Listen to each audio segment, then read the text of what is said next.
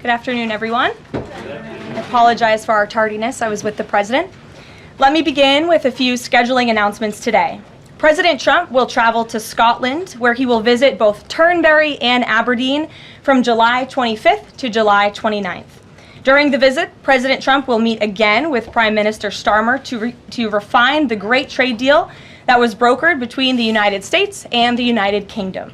And the President and the First Lady will travel to the United Kingdom for an official state visit from September 17th to September 19th later this fall.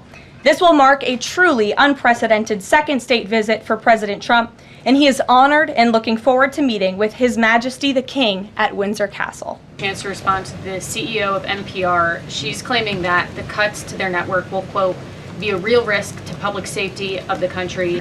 The NPR CEO said cutting NPR will be a risk to public safety. I am not sure how NPR helps the public safety of our country, but I do know that NPR unfortunately has become really just a propaganda voice for the left. They are funding for PBS and NPR, two media organizations that have ridiculously used federal dollars. Look, $9 billion worth of crap that it was in our federal funding that is now being rescinded. This is a good thing for the American people and the American taxpayer, and I think our Office of Management and Budget Director was saying this process should be more bipartisan. The other question for you is on Bondi and Burgum's trip today to Alcatraz. I'm curious what the funding is going to look like for that and who the President does want to see incarcerated there. This was an idea of the President. He spoke about it in May, and he directed his administration to review a reopening plan for Alcatraz if it is possible, which is why the Attorney General and the Secretary of Interior have traveled there today. They are touring the site, and if the Alcatraz prison is reopened, it would be under the purview of the Bureau of Prisons, and the Secretary of Interior also would play a big role in this as well. So they're there to review the site today, and I'm sure you'll hear more from them on it later. And just to follow up, Libby, on who the President wants to see housed in Alcatraz, the worst of the worst criminals in this country, both American criminals who convict heinous crimes, but also illegal alien criminals before deportation as well. Sure. The President said last week he would not be getting involved in the New York City mayoral case.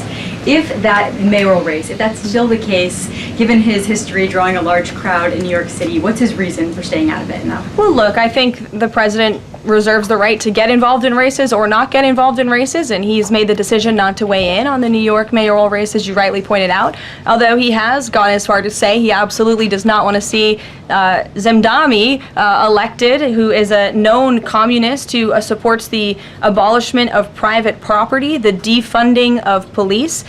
He has made very well-known anti-Semitic statements. It would be a disaster for New York and for this country, and I think it's quite telling that this individual, a known communist, has been spending time in Washington this week meeting with leaders on Capitol Hill.